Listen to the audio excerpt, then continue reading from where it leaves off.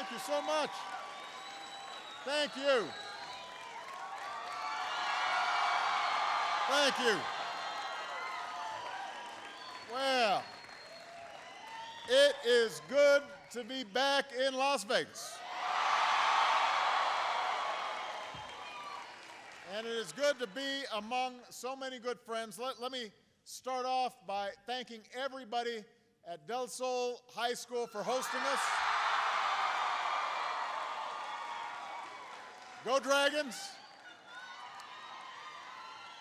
Let me especially thank your outstanding principal, Lisa Primas. There are all kinds of notable guests here, but I just want to mention a few. First of all, our outstanding Secretary of Department of Homeland Security, Janet Napolitano, is here. Our wonderful Secretary of the Interior, Ken Salazar. Former Secretary of Labor, Hilda Solis. Two of the outstanding members of the congressional delegation from Nevada, Steve Horsford and Dina Titus. Your own mayor, Carolyn Goodman.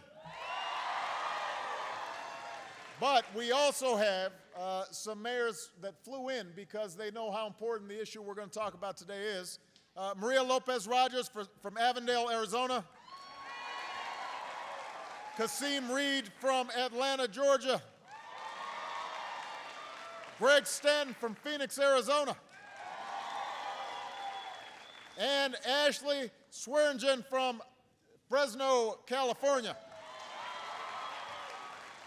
And all of you are here, as well as some of the top labor leaders in the country. And we are just so grateful. Some outstanding business leaders are here as well. And of course, we got wonderful students here, so I could not be proud of our students.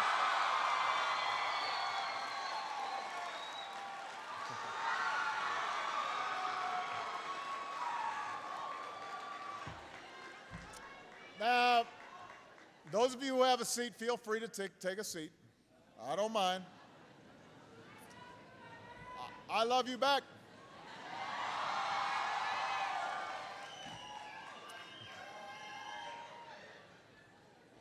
Now, last week I had the honor of being sworn in for a second term as President of the United States.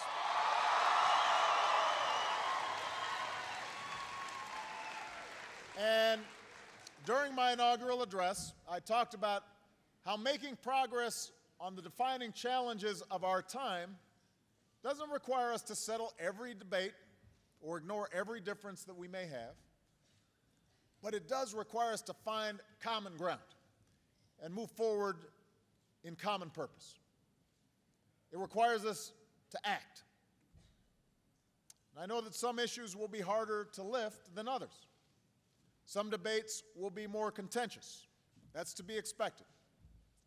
But the reason I came here today is because of a challenge where the differences are dwindling, where a broad consensus is emerging, and where a call for action can now be heard coming from all across America. I'm here today because the time has come for common sense, comprehensive immigration reform. The time is now. Now's the time. Now's the time.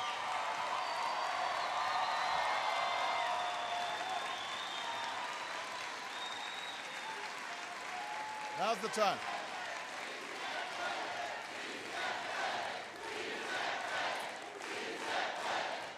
Now's the time.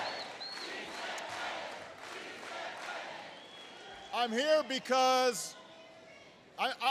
because most Americans agree that it's time to fix a system that's been broken for way too long.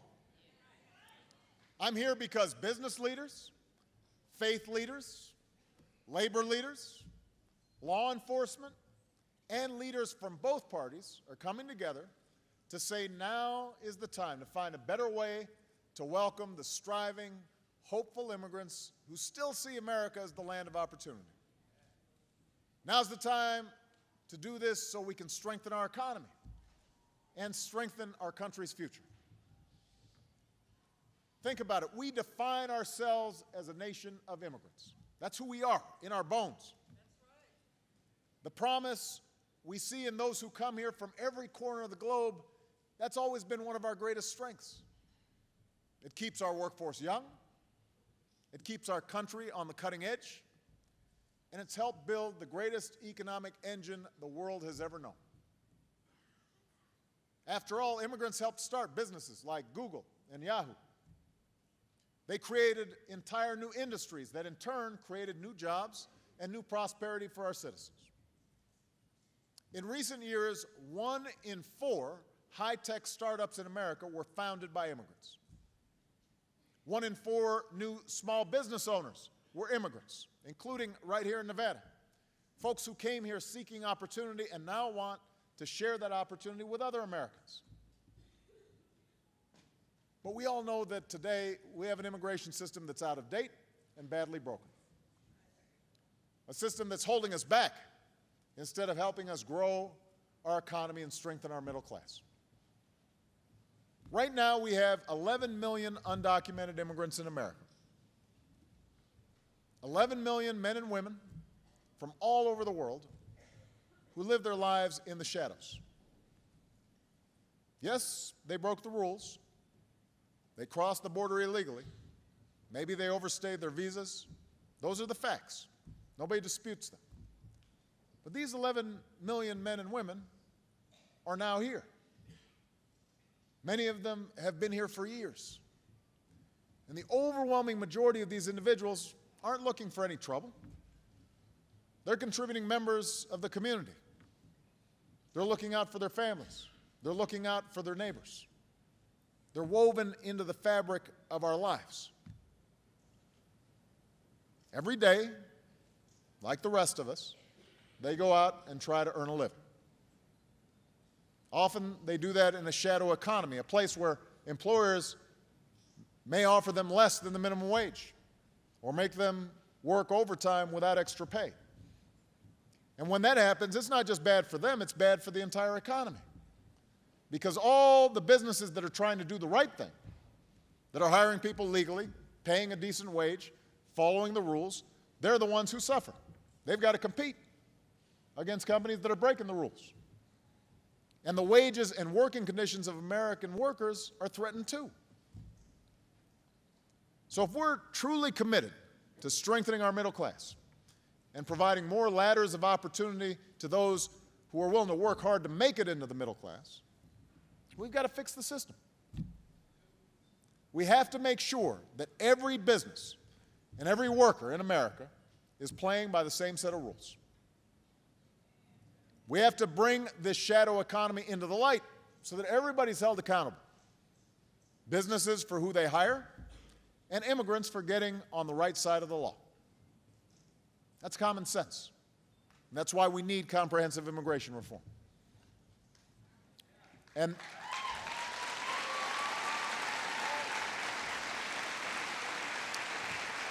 now, there's another economic reason why we need reform. It's not just about the folks who come here illegally and have the effect they have on our economy. It's also about the folks who try to come here legally but have a hard time doing so, and the effect that has on our economy. Right now, there are brilliant students from all over the world sitting in classrooms at our top universities. They're earning degrees in the fields of the future, like engineering and computer science. But once they finish school, once they earn that diploma, there's a good chance they'll have to leave our country. Now think about that. Intel was started with the help of an immigrant who studied here and then stayed here. Instagram was started with the help of an immigrant who studied here and then stayed here. Right now in one of those classrooms, there's a student wrestling with how to turn their big idea, their Intel or Instagram, into a big business. We're giving them all the skills they need to figure that out. But then we're going to turn around and tell them to start that business and create those jobs in China or India or Mexico or someplace else. that's not how you grow new industries in America. That's how you give new industries to our competitors. That's why we need comprehensive immigration reform. Now,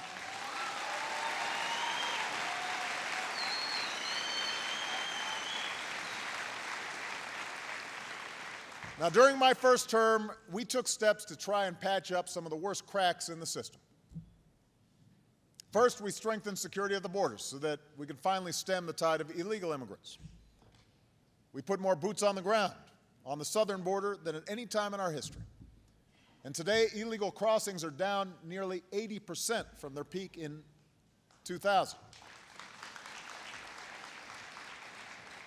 Second, we focused our enforcement efforts on criminals who are here illegally and who endanger our communities. And today, deportations of criminals is at its highest level ever. And third, we took up the cause of the dreamers, the young people who were brought to this country as children.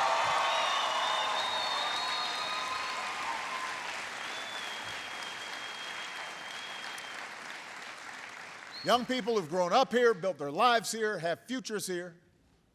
We said that if you're able to meet some basic criteria, like pursuing an education, then we'll consider offering you the chance to come out of the shadows so that you can live here and work here legally, so that you can finally have the dignity of knowing you belong.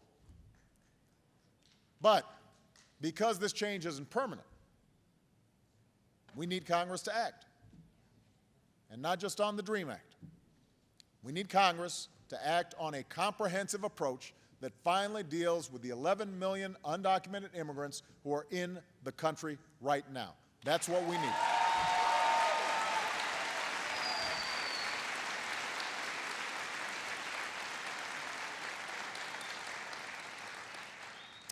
Now, the good news is that for the first time in many years, Republicans and Democrats seem ready to tackle this problem together.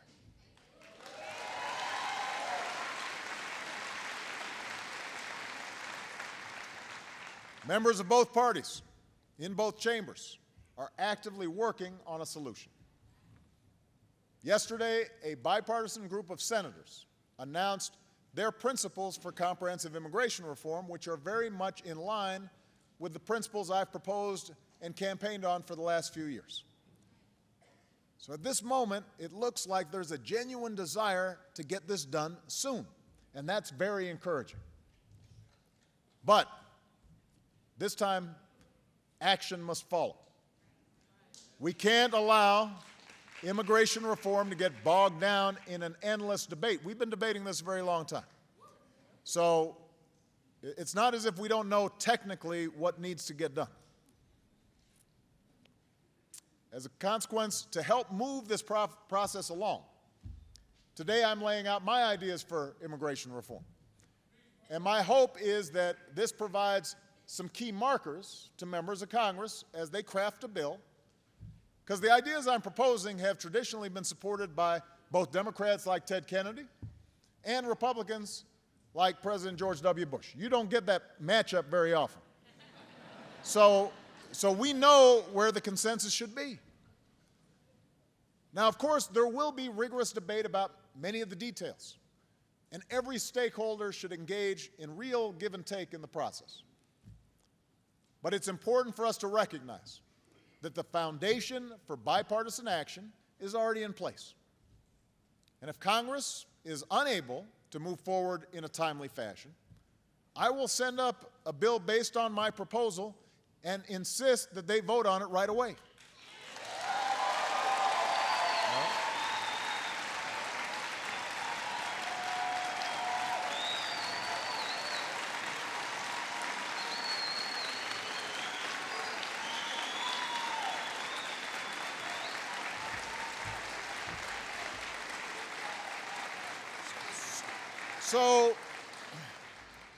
So the principles are pretty straightforward. You know, there are a lot of details behind it. We're going to hand out a bunch of paper so that everybody will know exactly what we're talking about. But the principles are pretty straightforward. First, I believe we need to stay focused on enforcement. And that means continuing to strengthen security at our borders. It means cracking down more forcefully on businesses that knowingly hire undocumented workers. To be fair, most businesses want to do the right thing, but a lot of them have a hard time figuring out who's here legally, who's not. So we need to implement a national system that allows businesses to quickly and accurately verify someone's employment status. And if they still knowingly hire undocumented workers, then we need to ramp up the penalties. Second, we have to deal with the 11 million individuals who are here illegally. Now, we all agree that these men and women should have to earn their way to citizenship. But for comprehensive immigration reform to work, it must be clear from the outset that there is a pathway to citizenship.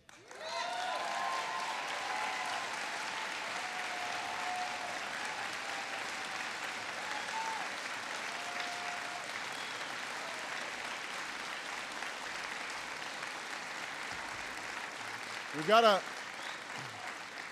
lay out a path, a process that includes passing a background check, paying taxes, paying a penalty, learning English, and then going to the back of the line behind all the folks who are trying to come here legally. That's only fair, right? So that means it won't be a quick process, but it will be a fair process, and it will lift these individuals out of the shadows and give them a chance to earn their way to a green card and eventually to citizenship.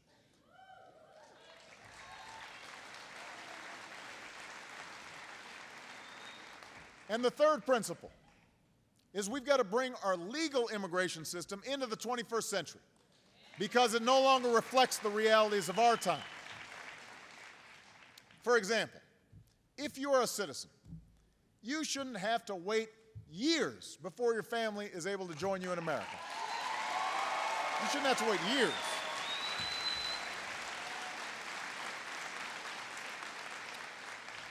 If you're a foreign student who wants to pursue a career in science or technology, or a foreign entrepreneur who wants to start a business with the backing of American investors, we should help you do that here. Because if you succeed, you'll create American businesses and American jobs. You'll help us grow our economy. You'll help us strengthen our middle class. So that's what comprehensive immigration reform looks like.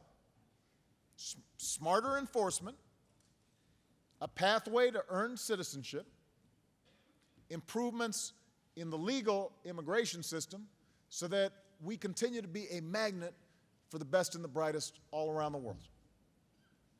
It's pretty straightforward. The question now is simple. Do we have the resolve as a people, as a country, as a government, to finally put this issue behind us? I believe that we do. I believe that we do.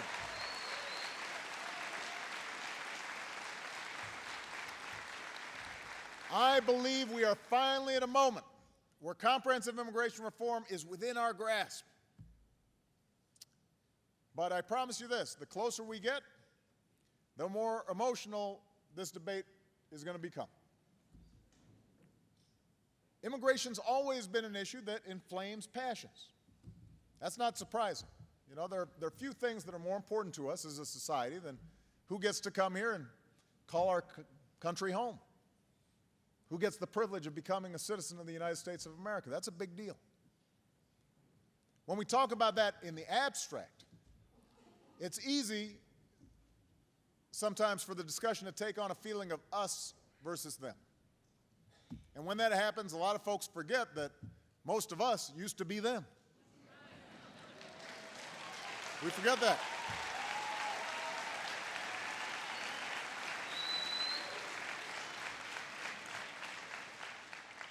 I mean, it's really important for us to remember our history. You know, unless you're one of the first Americans, a Native American, you came from someplace else. Somebody brought you.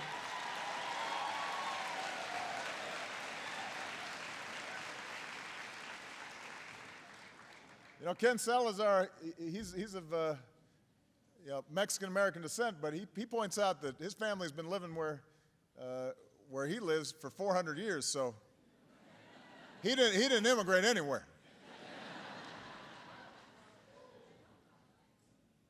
The Irish, who left behind a land of famine, the Germans who fled persecution, the Scandinavians who arrived eager to pioneer out west, the Polish, the Russians, the Italians, the Chinese, the Japanese, the West Indians, the huddled masses who came through Ellis Island on one coast and Angel Island on the other.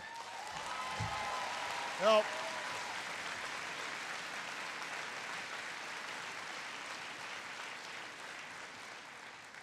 all those folks, before they were us, they were them. And when each new wave of immigrants arrived, they faced resistance from those who were already here. They faced hardship. They faced racism. They faced ridicule. But over time, as they went about their daily lives, as they earned a living, as they raised a family, as they built a community, as their kids went to school here, they did their part to build a nation. They were the Einsteins and the Carnegies, but they were also the millions of women and men whose names history may not remember, but whose actions helped make us who we are, who built this country hand by hand, brick by brick.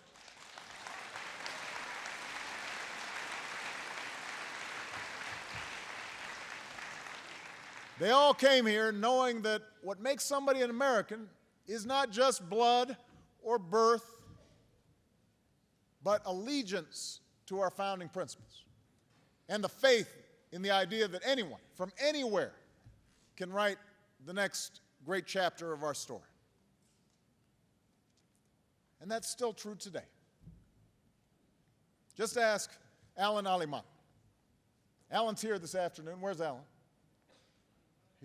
He's around here. There he is, right here.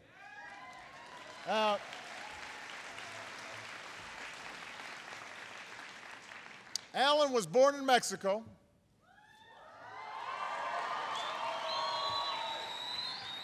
He was brought to this country by his parents when he was a child. Growing up, Alan went to an American school, pledged allegiance to the American flag, felt American in every way, and he was, except for one, on paper. In high school, Alan watched his friends come of age, driving around town with their new licenses, earning some extra cash from their summer jobs at the mall. He knew he couldn't do those things. But it didn't matter that much. What mattered to Alan was earning an education so that he could live up to his God-given potential. Last year, when Alan heard the news that we were going to offer a chance for folks like him to emerge from the shadows, even if it's just for 2 years at a time, he was one of the first to sign up. And a few months ago, he was one of the first people in Nevada to get approved.